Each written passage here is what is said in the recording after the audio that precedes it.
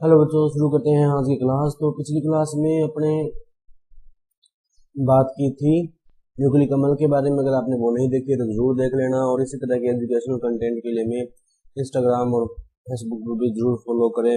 और इसकी पीडीएफ अगर आपको चाहिए तो वो आप हमारे टेलीग्राम चैनल से या हमारी ऐप से डाउनलोड कर सकते हैं। तो शुरू करते हैं आज की क्लास। तो आज का हमारा जो टॉपिक रहेगा वो रहेगा लिपिड। क्या रहेगा? लिपिड। क्या होते हैं लिपिड, इसके बारे में बात करेंगे अपने। सबसे पहले ध्यान रखना कि लिपिड वर्ड जो है ग्रीक भाषा के लिपोस शब्द से लिया गया है। इससे लिया गया है लिपोस से। और इसका मतलब क्या होता है? फैट यानी वसा। तो लिपिड शब्द ग्रीक भाषा के लिपोस शब्द से लिया गया, जिसका अर्थ क्या होता है? वसा। ये इसकी क्या होगी? परिभाषा। नेक्स्ट बात आती है लिपिड का वर्गीकरण की। वर्गीकरण या क्लासिफिकेशन कह सकते हैं अपने। क्लासिफिकेशन ऑफ लिपिड क्या होता है? देखो, तो लिपिड जो होता है वो मुख्यतः 3 प्रकार के होते हैं। देखो कौन कौन से। पहला इसके अंदर आएंगे सरल लिपिड। दूसरा इसके अंदर आएंगे मिश्रित या संयुक्त लिपिड। इसका नाम मिश्रित यानी मिक्स्ड भी होता है, या इसको संयुक्त भी कह सकते हैं, या इसको विषम लिपिड भी कहा जा सकता है। और तीसरा इसके अंदर जो आता है वो आता है व्युत्पन्न लिपिड। कहते हैं व्युत्पन्न लिपिड। पहले वाले हो गए सिंपल लिपिड। सरल मतलब सिंपल लिपिड या होमोलिपिड्स बोलते हैं इसको, इस नाम से जानते हैं। सिंपल या होमोलिपिड्स, सरल या सम lipid.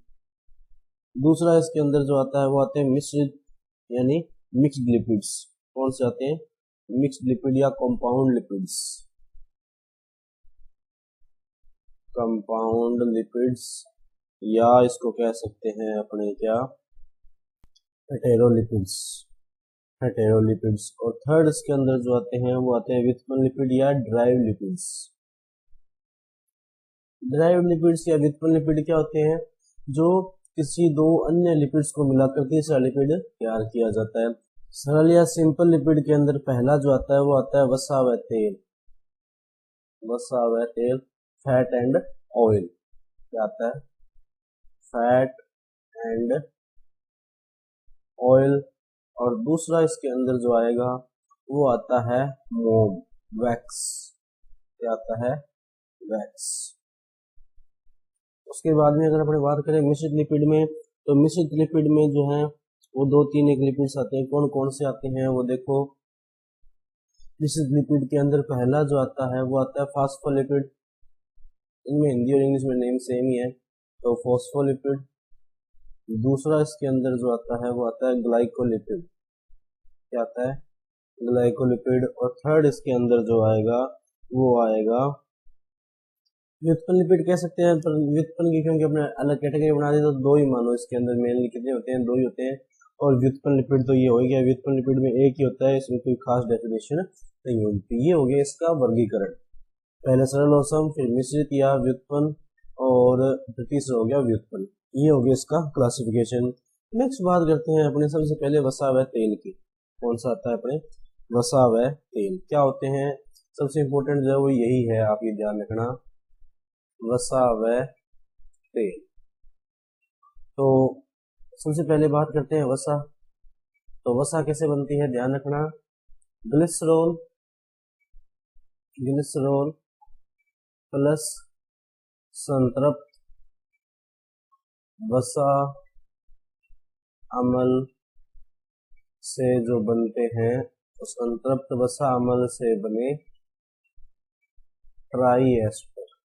Try ester made from glycerol and saturated fatty acid are known as fat. तो वसा क्या होती है कि ग्लिसरॉल और संतृप्त वसा अम्ल से मिलकर जो बनते हैं उसको मिलकर जो ट्राई एस्टर बनते हैं उसको क्या कहा जाता है? वसा। और तेल की अगर अपने डेफिनेशन करें तो ऑयल की डेफिनेशन क्या होती है देखना। ऑयल की डेफिनेशन बाकी सारी सेम रहेगी, ध्यान रखना।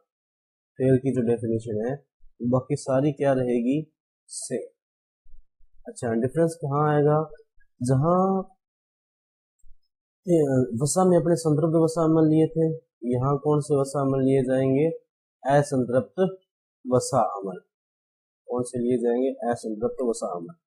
तो तेल की परिभाषा क्या हो जाएगी? ग्लिसरॉल और संतृप्त वसा अम्ल से के जो ट्राई एस्टर है वो तो क्या हो गया? वसा यानी फैट। और ग्लिसरॉल क्या हो गया? अपने तेल क्या हो गया कि ग्लिसरॉल और असंतृप्त वसा अम्ल से जो ट्राई एस्टर बनते हैं उसको क्या कहा जाएगा? तेल। ठीक है। अब ये होते क्या है? संतृप्त वसा अम्ल। संतृप्त का मतलब होता है कि कार्बन टू कार्बन सारे बंध कौन से हैं? एकल बंध है। और असंतृप्त का मतलब है कि कार्बन टू कार्बन या तो द्विबंध पाया जाएगा या कार्बन टू कार्बन त्रिबंध पाया जाएगा। इसीलिए आपने सुना होगा कि तेल को जो है यानी वनस्पति तेल जो होता है उससे वनस्पति घी बना सकते हैं, क्योंकि द्विबंध या त्रिबंध को अपने गर्म करके एकल बंध में कन्वर्ट कर देते हैं। ये हो गया। अब यहाँ पर जो है कुछ एक संतृप्त वसा अम्ल के उदाहरण दे रखे हैं, वो आपको ध्यान में रखने हैं। लेकिन उससे पहले इसकी स्ट्रक्चर जो है वो देख लो आप कैसे बनती है। वसा या तेल की अगर संरचना पूछी जाए तो कैसे बनेगी? तो ये हो गया, देखो ग्लिसरॉल CH2OH CHOH और फिर आता है CH2OH और इसकी अभिक्रिया करवाते हैं संतृप्त वसा अम्ल से, तो RCOOH R1 कह सकते हैं इसको। ये हो गया R2COOH और ये हो गया R3COOH। ठीक है।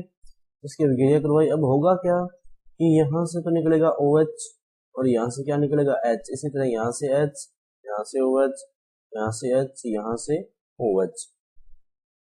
क्या निकल जाएंगे? 3 जल के अणु बाहर निकल जाएंगे। अब पीछे रहेगा क्या? वो देखो CH2, ये तो एसिड रहेगा, CH और CH2। ये क्या रहा? OCR1। यहाँ क्या रहेगा? OOCR2 और यहाँ क्या रहेगा? OOCR3। हुआ कैसे? देखो एक ऑक्सीजन यहाँ पे बच रहा था और एक ऑक्सीजन यहाँ पे बच रहा था। 2 ऑक्सीजन बच रहे थे हर बार, तो 2 यहाँ लगा दिए, 2 यहाँ लगा दिए और 2 यहाँ लगा दिए। अब ये जो बना है ना, इसी को अपने क्या बोलते हैं? वसा या तेल।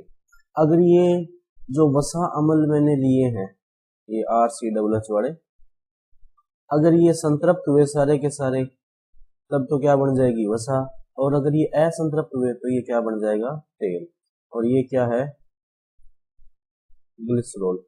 ध्यान रखना कि ये जो मैंने बनाया है वसा या तेल का जो सूत्र बनाया है, इसको एक और नाम से जानते हैं। किस नाम से? ट्राइग्लिसराइड के नाम से। ट्राइग्लिसराइड के नाम से जानते हैं, क्योंकि इसमें 3 एस्टर ग्रुप का फॉर्मेशन हुआ है या 3 एस्टर ग्रुप का निर्माण हुआ है। तो ये ट्राइग्लिसराइड की संरचना जो है आप जरूर ध्यान रखना। तो ये तो हो गया वसा और तेल। अब बात करते हैं कि संतृप्त वसा में है कौन कौन से। उदाहरण ध्यान रखना बच्चों आप।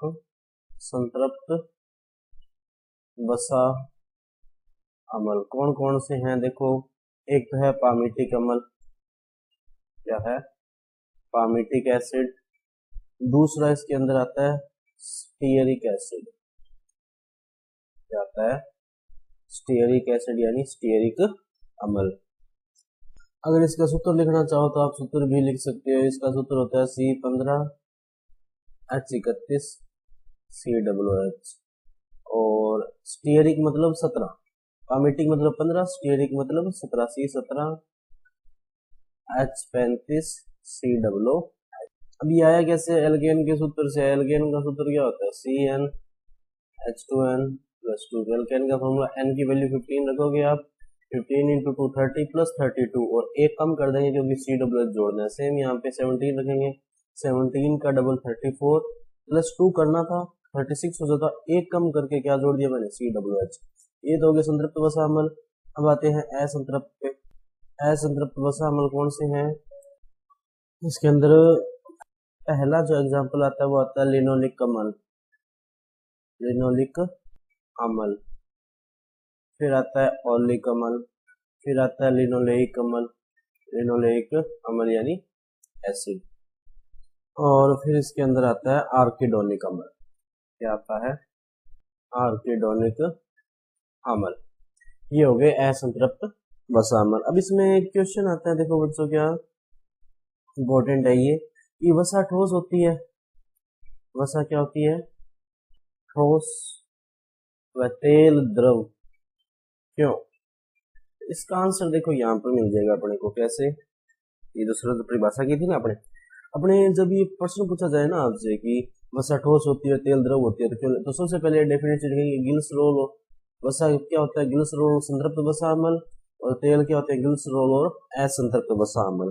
तो सबसे पहले तो ये लिखेंगे, उसके बाद में इसमें क्या लिखेंगे अपने कि असंतृप्त होने के कारण, तेल की बात कर रहे हैं अपने, असंतृप्त होने के कारण तेल में जो है समपक्ष और विपक्ष बनते हैं, समपक्ष व विपक्ष बनते हैं, जिससे इनका संकुलन अच्छे से नहीं होता। संकुलन यानी पैकिंग, मॉलिक्यूल्स का पैक होना आपस में, संकुलन अच्छे से नहीं होता, मतलब पैकिंग अच्छे से नहीं हुई, पैकिंग अच्छे से नहीं हुई, इसका गलनांक जो होता है वो क्या हो जाता है, यानी मेल्टिंग पॉइंट जो होता है वो लेस होता है, और इसीलिए तेल जो होते हैं वो क्या होते हैं, द्रव होते हैं। लेकिन वसा की बात करें, इसमें ये संतृप्त होते हैं वसा अम्ल, संतृप्त वसा अम्ल होने से संकुलन अच्छे से होता है, संकुलन अच्छे से होता है, जिससे क्या होता है, गलनांक बढ़ जाता है, गलनांक क्या होता है, बढ़ता है, और गलनांक बढ़ने के कारण ही क्या होता है कि वसा जो होती है वो नॉर्मल टेम्परेचर पर किस अवस्था में रहती है, ठोस अवस्था में रहती है। तो ये तो हो गया क्वेश्चन जो इसमें आता है। नेक्स्ट इसके अंदर जो है, अब आप ये मानो कि लगभग जो टॉपिक जो थे वो अपने क्या हो गए, कंप्लीट हो गए। अब थोड़ी बहुत डेफिनेशन है वो देखो क्या आएगी। तो सबसे पहले जो परिभाषा आती है वो आती है मोम या वैक्स कह सकते हो इसको। तो ये क्या होती है, मोम की परिभाषा क्या होगी, ये होगी वसा अम्ल यानी fatty acid plus monohydric alcohol, monohydric alcohol, वसा अम्ल और मोनोहाइड्रिक एल्कोहल से मिलकर जो एस्टर बनते हैं उसी को क्या कहा जाता है, मोम या वैक्स कहा जाता है। तो डेफिनेशन क्या होगी, the esters made from fatty acid and monohydric alcohols are known as wax. ये होगी इसकी डेफिनेशन। जिसमें जो एक एग्जांपल ध्यान रखना है आपको कि जो अपने बी वैक्स होता है, मधुमोम जो होता है, मधुमोम यानी बी वैक्स जो होता है वो किससे मिलकर बना होता है, तो ध्यान रखना वो दो से मिलकर बना होता है, एक तो सेरिल अल्कोहल और माइरिस्टिक अम्ल से, इससे बना होता है सेरिल अल्कोहल प्लस माइरिस्टिक अम्ल, इन दोनों के कॉम्बिनेशन से बनता है। तो ये तो हो गया अल्कोहल, देखो यहाँ अल्कोहल था, और ये हो गया अम्ल, यहाँ अम्ल भी था यानी फैटी एसिड हो गया। तो ये यहाँ पर अपने कह सकते हैं कि जो प्राइमरी टाइप की लिपिड्स थी वो कंप्लीट हो गई। देखो अपने बात की थी कि सिंपल लिपिड या होमोलिपिड में दो थे, एक तो फैट एंड ऑयल और दूसरा था वैक्स, ये हो चुके। अब यहाँ पर जो है फॉस्फोलिपिड, ग्लाइकोलिपिड और ड्राइव्ड लिपिड यानी लिपिड जिनकी जस्ट डेफिनेशंस हैं वही करनी है अपने को। तो देखो इनकी क्या आएंगी डेफिनेशन, सबसे पहले आती है फॉस्फोलिपिड्स, क्या आती है, फॉस्फोलिपिड।